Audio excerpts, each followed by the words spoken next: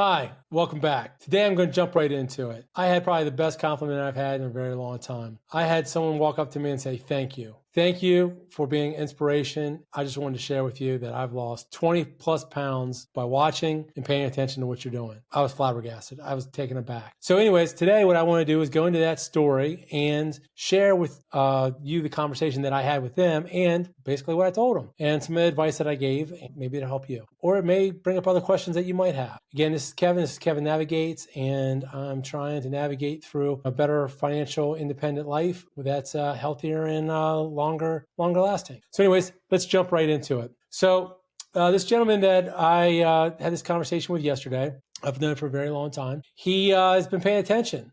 He noticed that I had lost over 60 pounds, and he came to his own conclusion that it was time for him to do something. He had toyed with the idea of doing Ozempic and other things. And he had asked me a lot of questions, and I never put two and two together.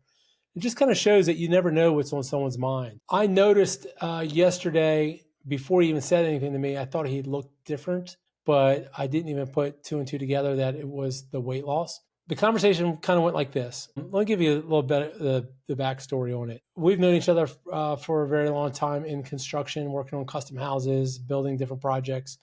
Don't see him every day, see him every once in a while. And we had a meeting yesterday morning to go over some things. After that meeting, this is when we had this conversation about his weight loss journey. We're very similar.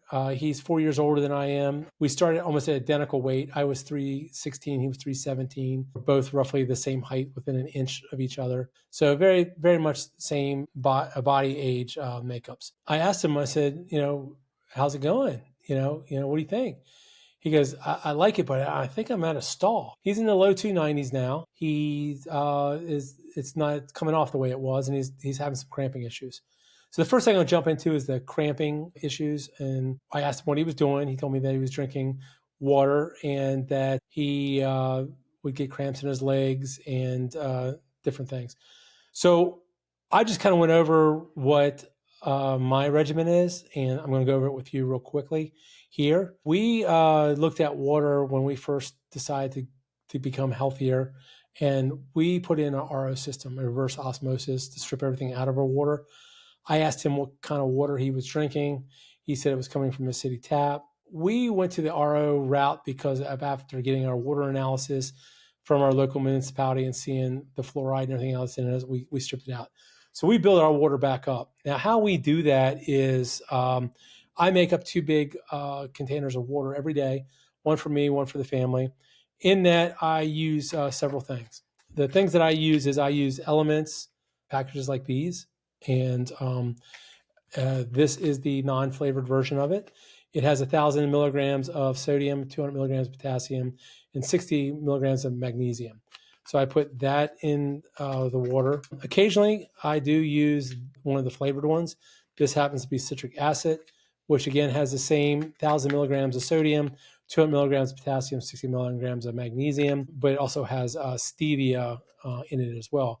It gives a little bit of taste, and it has some citric acid in it to give it flavor. The reason I switched from the non-flavor, from the flavored to the non-flavored, is my first real stall came at about 275 pounds. So I was a little over 40 pounds in when I came to a little bit of a stall. So I got even cleaner.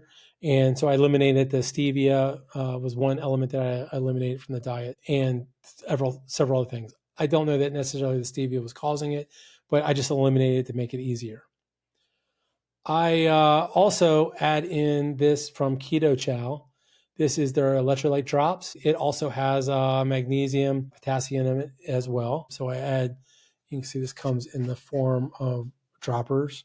So you can see I put that in the water as well. And then also I use this J. Crow iodine. This is 2%. I am not endorsed by any of these. So this is just what I have found that I do.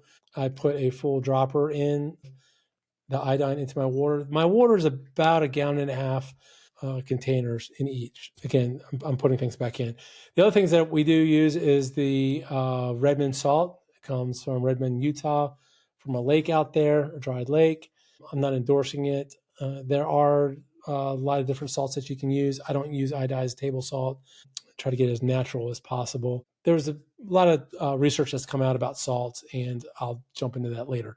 But I'm going to give him one of these to use along with the elements and some keto chow, and see if that helps with getting the electrolyte issues taken care of. The other thing that I do, since we're talking about what I add into my diet, and I explained to him, because he asked me about supplements, I do use a vitamin D3 supplement. I'm about 10 to 12,000 IUs and that's going off my blood work.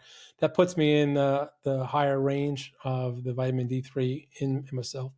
So I do use from Heart and Soul, back up here, Heart and Soul is what I use, the Warrior blend. The reason I use it is because of the organ meats. Now this is actually New Zealand grass-fed heart and grass-fed liver. I tried making my own ground beef with the heart and liver in it. I just didn't find it tasty. I couldn't do it. And then I use this fire starter, which is New Zealand grass-fed suet that I use. And then I also use this gut digestion, which is New Zealand grass-fed stomach, intestine, pancreas, liver, and spleen. I do supplement with those 4 things along with what goes in my water. So not that I'm trying to be a control nut or freak or anything else, but I explain what I do to him. And since I've been doing that regimen, I've not had any cramping issues like I had before. I also noticed that my water consumption is going down, and that as many times I urinate has gone down as well. And I know there's a natural thing that the body goes through when you get into more of a fat burning ketosis state and the way your fluid levels change. So I just told him to be patient and to do those, just try those things. The other parts of the conversations that we had was on fat and sugars. I asked him what he was eating. He told me he was eating a lot of processed meat sticks and jerky. I recommended making your own jerky. I do that. I use cuts of steak and meat, put them on my smoker at 160 to 180 degrees. I flavor it with salt, and I texture. Sometimes I do it softer. Sometimes I put it on longer, and it's a little bit harder and dried out. I don't buy my jerky anymore. I make. If you buy your own jerky, you gotta be careful because it has a lot of additives, preservatives, and or sugars. And even if it doesn't say added sugars, you just got to read the ingredients to see what you're getting inside of there. We talked about fats. He was eating a lot of lean meat. I suggested that he eat more cuts of meat that had higher fat content into it.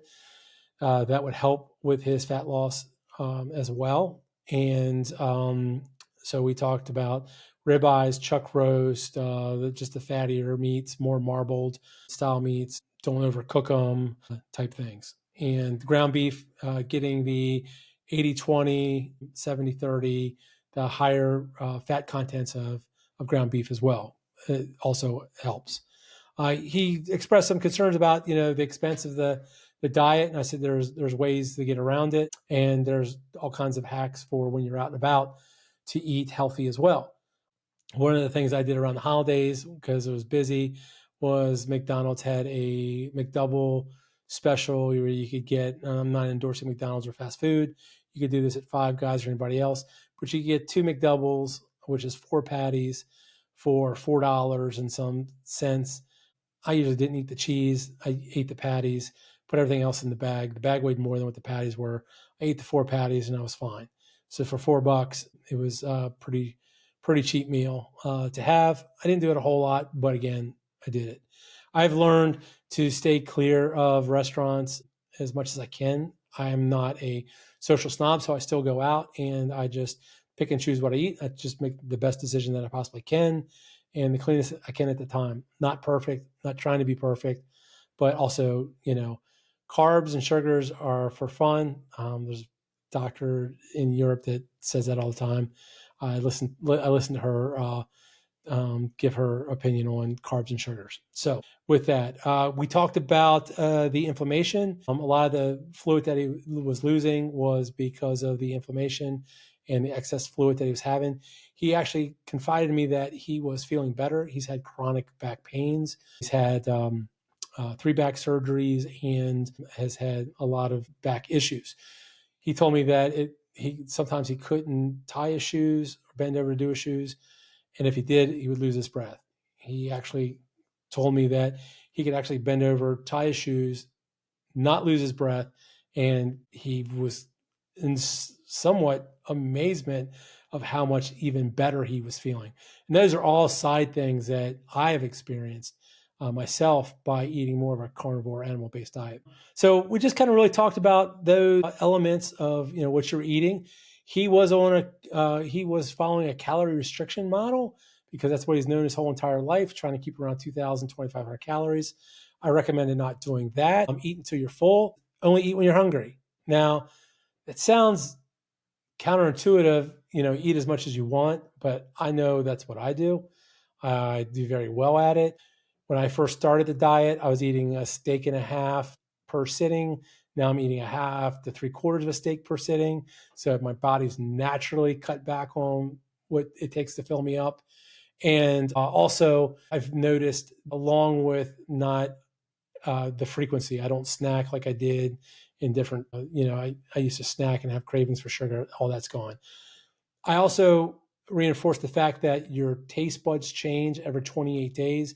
So if he could get through 28 or 30 days of not having the refined sugars and carbohydrates, that the cells on your tongue actually regenerate every 28 days or so.